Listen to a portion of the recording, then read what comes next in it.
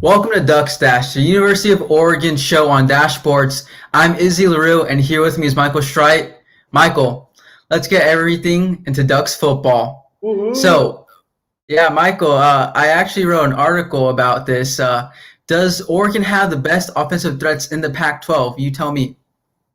Yeah, shout out to Izzy writing columns. Took a look at that one. Izzy laid it down. He said Oregon's offense is still loaded, is still full of weapons, and is still going to make some noise. I'm going to let you defend that point. I'm going to let you expand on that, see if you've picked up anything else since writing that column, had any interactions, engagements with people reading it. I, not only for the sake of having something to talk about, definitely am going to take the opposite position and say that this is going to be a tumultuous season for Oregon's offense with the loss of Penei Sewell. And there's a whole other conversation to be had about whether he is going to play the season now. But I will say that this has to be a season for Oregon to be successful where the defense does most of the hard work and really carries the load for the offense, especially so in the first half of the season. When we're talking the first 3 games or so, there's going to be 6 scheduled games and then a 7th game that is basically the championship. So Oregon probably needs to go 6-0 or 5-1 in order to get themselves a shot at this Pac-12 title. And what really seems like a big red flag for me is what that offense is going to be able to put together in that first few weeks. Games 1, 2, and 3 for me are the huge hurdles, not for the defense. I think they're going to put together a great season, but I think the offense can easily, and I'm not saying it's going to happen, I think they could easily be in the bottom half of the Pac-12 overall in terms of yards, which is a far cry from what we saw when they got second place in the most recent season, as you can see. But I think this is an entire new offensive line. Penei Sewell means so much to that offense that I think we don't fully appreciate what happens without him. And Izzy, I'm going to leave it to you to hype up this Oregon offense, but I want you to start by listing as many weapons that were actually on the field last year that Oregon still has this year, because I'm having trouble coming up with a lot of names. Michael, before I get into it, I want to thank Josh for coming in and checking in on us. Thanks for joining us today, Josh. So, yeah, Josh, give me your comment about who you think is the best offensive threat on this Oregon team. And Michael, I'm surprised that you can't name one player, seeing as you covered some football games last. I have a whole list right here in my hand. We have receiver Johnny Johnson III, receiver Micah Pittman, running back C.J. Verdell, tight end Spencer Webb, running back Travis Dye, receiver Jalen Redd, and last but not least, running back Cyrus Habibi Likio. Michael, that's basically our whole entire offensive threats from last season. All we're missing is Javon Johnson and our tight ends who got hurt early in season 2. So we basically have the same offense without our starting O-line or Justin Herbert. So, Michael, you tell me, what do you think about those guys? Do you remember them now? Hey, I remembered them. No, don't you forget. I knew our entire running back core. Spencer Webb, I think, is the only one that failed me because I was like, oh, they have some tight end that I know is going to be that had some play last year, but especially not Johnny Johnson III. He's my favorite name on the team. I couldn't forget him, Johnny Johnson. You made the point for me, Izzy. You said they've got a lot of weapons, besides the fact that they don't have their entire offensive line or quarterback. I mean, come on. It's going to be such a struggle. And look, when we get to the very end of the year, I think they could be explosive. There is talent there. This is Oregon we're talking about. They could be really, really good. But in such a short season, they need, this is especially true in a shorter season, they need to put it together quick. They need to gel quickly. They need to hit the ground running. You can't have a slow start because if you start 0-2, you're done. That's it for the Pac-12 championship hopes. It's out the door. You can't start 0-2. You can't start 1-2. You have to come out the gate strong. And I have a lot of faith in Mario Cristobal. Happy birthday, Mario. He got his birthday yesterday when the Pac-12 was announced that it was coming back. Great little birthday present. I just have a lot of faith in him being able to work with offensive lines and create good offensive lines, but you can't get that going right away. That's not going to happen on day one. And if you come into a football game with a quarterback and an offensive line that are not up to speed yet, and they won't be, everything else is just going to fall off of that, and you're going to see a lot of struggles, and you're going to be wondering, hey, what happened with all Michael, let me paint you a picture.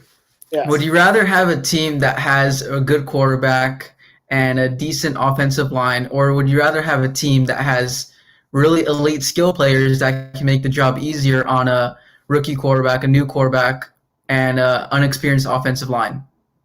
I respect it, but I'm building my team from the offensive line first and foremost over anything else. And I think that, and I've felt like this all of last year, and I'm going to keep saying it all of this year.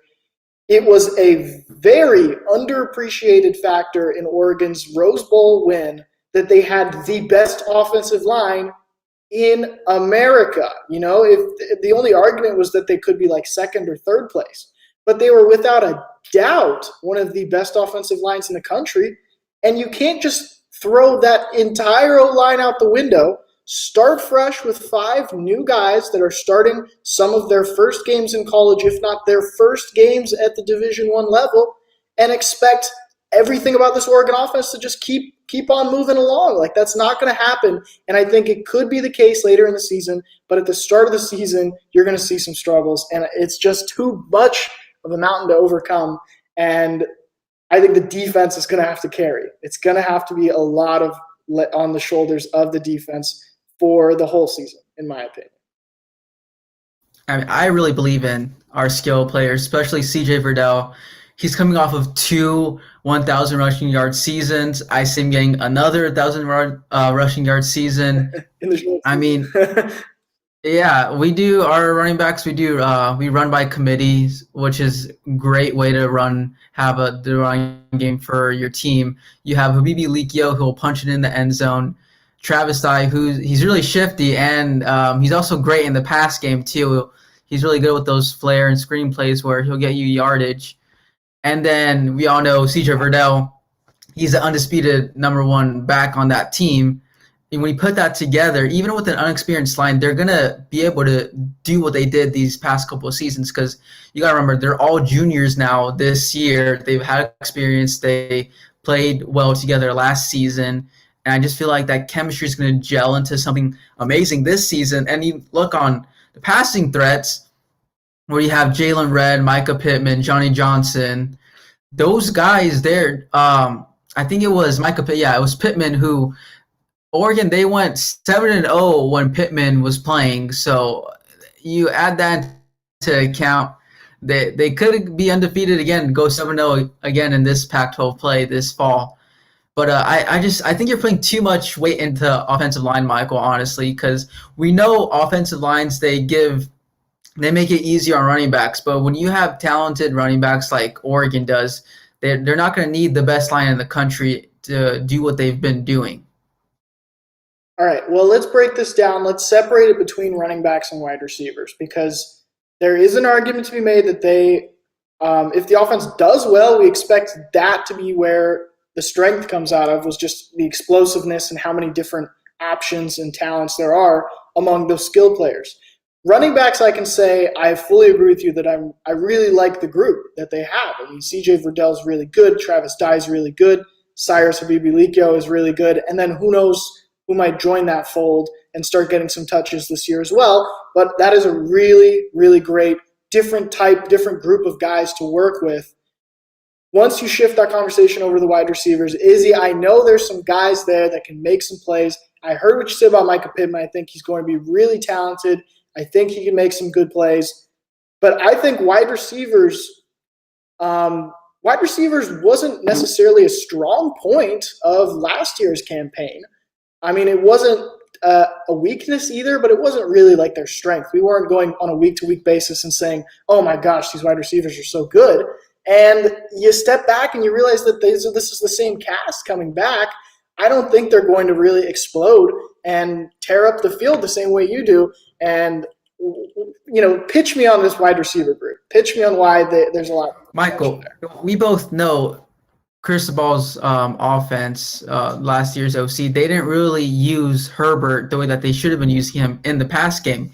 So you can't really get mad at at those receiving threats, because even though they weren't getting the ball that much because it was mostly a run first team, I think Johnny Johnson had like around 800 yards. Jalen Redd had like around like 600, 700 yards, something like that. And they also featured him in the run game a little. And then Micah Pittman, even though he was a freshman, he still had amazing plays, and he didn't get to play a lot because he broke his arm last year. So Michael, now that we have Joe Moorhead, who loves passing the ball, he loves to focus on the quarterback, runs those RPOs a lot. You're going to see our receivers be featured a lot more this season and be able to perform at the level that they have before, but even at a higher level because they're getting a lot more targets. It's going to be a pass-first team, and even though it's going to be a pass-first team, because of those RPOs, our running backs are going to still be able to do what they've been doing. I agree with you real quick, Izzy. I agree that a lot of how I perceive those wide receivers could be due to play calling, and I am going to keep a close eye as to that run-pass mix this year, because if running the ball just doesn't click because of that offensive line, you're going to see a lot of backpedaling and a lot of sort of changing the playbook to those jet sweeps and those screen passes and those really quick short passes where the whole goal is to just put the ball in Jalen Redd's hands, put the ball in Johnny Johnson's hands, and just say, okay, it's your ball, do something, make a play with it. We might see the offense shift a lot towards that.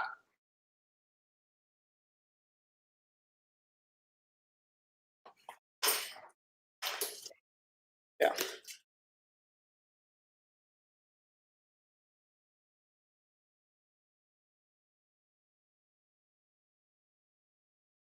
Now that the Pac-12 is going to come back, will our players that opted out come back as well? We've seen it with a couple of schools like Ohio State.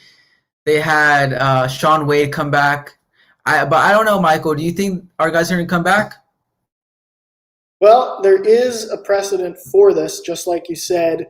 With the NCAA, once you decide to sign an agent and start preparing for the draft, you are ineligible. But if you do go through the NCAA's channels and try and backpedal and say, well, now that my team is playing, I want to be there, you can be granted a waiver. For those players that have signed an agent, you got to go through that process and you got to get approved the same way that you're seeing that Ohio State player has. If you haven't even gone through those steps, then all you've done is said you're leaving, but you haven't really left yet, and you could just jump right back in. And we don't know the specific situations for Sewell, Lenore, and Graham.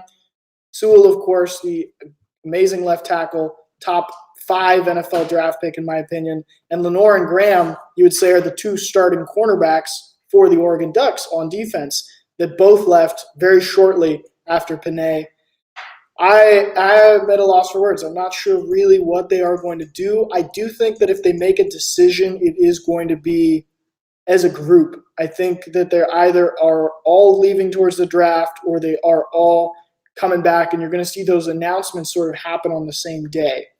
Because if one of them or if 2 of them decide to go back and play, it doesn't really change how we view that other player. But let's say Lenore and Graham are both like, hey, we're in. We want to play football. We want to win another Pac-12 title for the Ducks.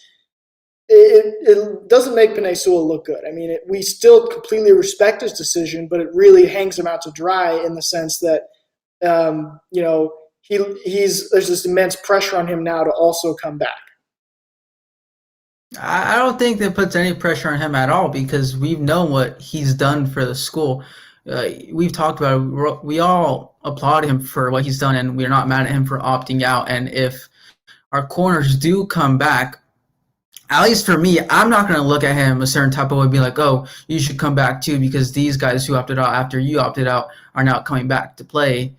Like, he's going to be a top 10 pick in the NFL draft. I think it was a great decision for him to make. Yes, it would have been great to see him in a Jux uni once again this season, but he made a business decision. I think that's what's going to happen with these rest of these guys. And also, Michael, you got to remember, it's kind of like a mindset that you have to take in order to opt out of a season like this, because you have to be like, okay, what am I sacrificing? I'm sacrificing not coming back to Eugene again, not playing in front of these crowds, seeing that if there might be fans this year, you also have to sacrifice an education, because possibly some of these guys want to finish and get their degree in 3 years, which is very possible. Oregon makes it really easy for not only their athletes but students on campus to graduate in 3 years. And then you have to look at it like they made this decision to help their families. They're like, okay, we're doing this a year early now. We're prepping for the draft now. We're not going to worry about all the school nonsense. We're not going to worry about classes. We're not going to worry about having to go to practice, being in Eugene. They can go back to their families, train with a personal trainer, get an agent, and have almost like at least 6 months to prepare for the draft. So I don't see any of these guys returning. Yeah, I was waiting for you to get to that sort of verdict about what you think is going to happen. My question for you, Izzy, on top of that is, do you see a world where Graham and Lenore are going to come back and Sewell stays pursuing the draft, or do you see this being a group decision where all three of them are going to stay out, or you're going to see all three of them on the same day announce that they're back? Or is it possible that there is going to be some kind of a split here? And as well as that, I mean, I think you've already laid it out, but do you think that is the right decision for those guys to just keep going full steam ahead, prepare for the draft for all those reasons you've laid out? Well, honestly, I don't know how close these guys are to each other, seeing that Lenore and Graham, they were both corners on opposite sides of the field. They must be really close, because I know usually, like in football, you guys are mostly within your skills position groups, so they must have been together a whole ton over these past couple years. I can't speak on that, but honestly, I don't see them making a unanimous decision within the same day. I think either nothing will be said because they already opted out, or maybe like in a week or so they'll be like, yes, we're still staying out. We're going to cheer the Ducks from the sidelines or from our house on the TV, but we're still sticking with our decision to opt out. Yeah, and with the season starting in November, you've got 5-6 weeks before you are ready to go. And that's both a pretty decent amount of time, but also not a lot of time at all for Mario Cristobal to get the team together and figure out who's even playing. So I'm curious how long they do actually have to make this decision. I think 1 week is about right, because if they there's a certain point before Mario's like, okay, we're moving on without you. Like, we need to figure out who's on this team. I would absolutely be shocked if between Lenore and Graham, between the two of them, if one of them came back and one of them stayed out. That would shock me.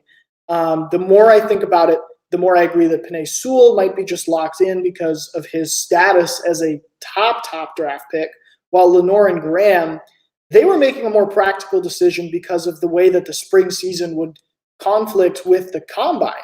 And now that it is a fall season, there isn't as much conflict there. You play the season and then you jump into draft prep, just like most players do. So I expect Lenore and Graham to come back. And we got to bring up Javon Holland. Last week I told Javon Holland to secure that bag because he was also projected top 10, top 15 NFL draft pick. And now we do have a season, and I'm going to lump him in with Yamador Lenore and Thomas Graham. They're obviously in different situations. Lenore and Graham have opted out. Javon Holland has been quiet. As of right now, he's a member of the Oregon football team. But they're in such different situations that between the three of them, it makes the most financial sense for Javon Holland to be the one not playing, and for the other two to go play a season and get some more highlights and build up that highlight reel. So it's crazy that they're in opposite situations right now. And I feel pretty strongly that the three of them, I would say, if possible, would sort of make the same joint decision. And maybe I'm going too far into this whole, they're going to decide to do the same thing. Because obviously They have independent lives. They're not codependent on each other. They have their own life circumstances. They have their own reasons to go out and get that bag and get drafted and start making money, because it's a lot of money for anyone, and you don't want to play around with that. So I completely respect that they're all going to make their own decisions, but I also, somewhere deep down, just think that these three guys that are the core of the Oregon defense, without a doubt the core of the Oregon defense next year, are going to all be in or out. I really feel that way. Yeah, and right now, Javon Holland, he's looking really smart right now with the not saying anything up until this point, even to right now, because he hasn't said whether he wants to go to the draft or if he's committed to the Ducks yet. And by saying quiet, it's pretty obvious he's staying on the Ducks because he's still on the roster. He's looking like the smartest guy out there right now, because we talked about it. We were like, oh, is he waiting for a decision to be made? Is he waiting to see if other Ducks opt out or whatnot? And right now, it's looking like he's still going to play, and he made the right decision of not saying anything.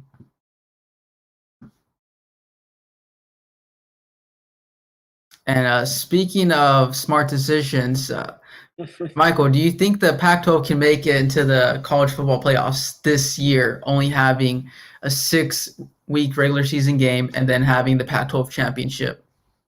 All right, let's do this. Let's talk about this Pac-12. I feel like we can have, oh man, this is going to be all season, right? Last year, it's Oregon has a college football playoff hope, and that hope just kept sort of building and building and building, and then it got stolen away in Tempe, Arizona, as we all know. We don't talk about that. That was the game that killed it. Oregon fans do not want to talk about any road games in Arizona, for that matter. Those have been painful. And the Pac-12 is in such a weird spot that they do not have the reputation. I mean, even though they're not far behind the other conferences, and in a lot of ways you can make an argument that they are at the same level or better than the Big 12 and the ACC as a top-to-bottom conference. But when you are looking at the very top crust of these conferences, the Big 12 has Oklahoma, the ACC has Clemson, and the Pac-12 has nobody to rally behind unless Oregon has another fantastic year. But what are you talking about Oklahoma for? Like there's some powerhouse team. Oklahoma, they can't get past the first round of the playoffs. Come on. I mean, they did get trounced pretty bad, and they seemed like very much on the exact same level as Oregon, because I think a lot of Oregon fans would expect a similar outcome against LSU because it was just their year. And I agree that maybe it's too much to say that Oklahoma's here and Oregon is down here or something, but I'm just trying to say that this Pac-12 doesn't have that banner to rally behind with one team that's been dominant for a series of years. Oregon has risen to the top of the conference last year. If they continue to do well, this will be year 2 of Oregon's dominance, as opposed to Clemson and Oklahoma, where it will be year 3, 4, 5 of being at the top.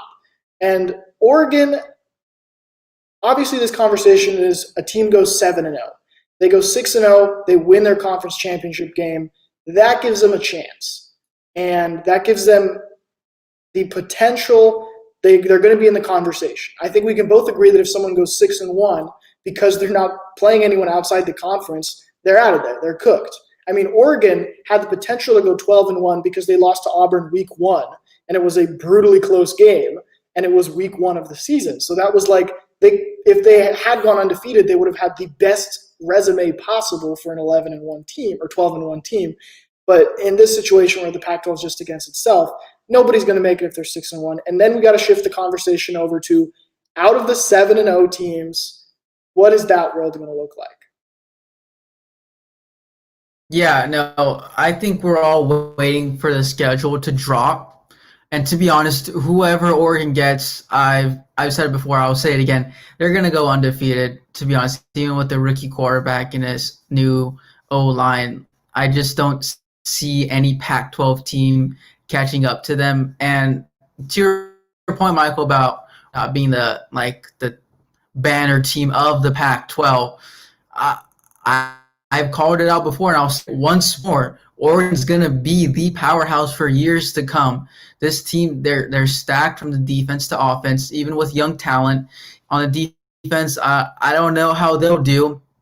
Offensively, they have so many elite skills players surrounding the quarterback. Defense, they have young guys who are ready to prove their worth as 5 stars or 4 stars. So, to be honest, to answer the question finally, yes, I don't think a Pac-12 can make it into the college football playoffs, seeing as there's only going to be one team that goes 7-0.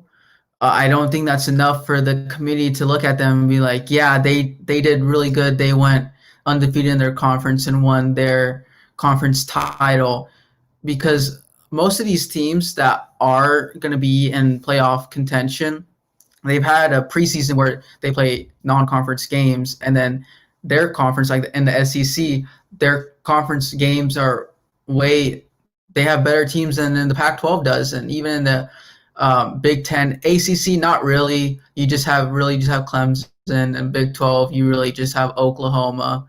Yeah. But I just don't see, unless we have like a couple other schools going 5-1, 6-0. I don't see any team making it to the playoffs, because they just won't have the resume to back it up. Yeah, that's the unfortunate truth about the Pac-12, and this would be true even in a normal year, was that if a Pac-12 team in a normal year went undefeated, then the college football playoff would probably put them in the playoffs because they went undefeated. But even a dominant 12-1 conference championship type season, the Pac-12 just has, the college football landscape has so many good teams that they would be like, oh, we'll give them a look. They'll be part of the conversation. We'll see. They're going to be on the bubble. And that's exactly what we're looking at this year, but even more extreme, where somebody has to go 7-0, which is so unlikely for the Pac-12. And I think Oregon, obviously, it should be the favorite. They have the best chance, but even then, I think that's not that high of a chance. That's where we disagreed. And I remember in our first episode, Izzy, we disagreed on this. You said, oh, they can go undefeated. It's the Pac-12. And I said, it's the Pac-12. There's so much cannibalization. There's so much chaos. Just winning every game seems so difficult.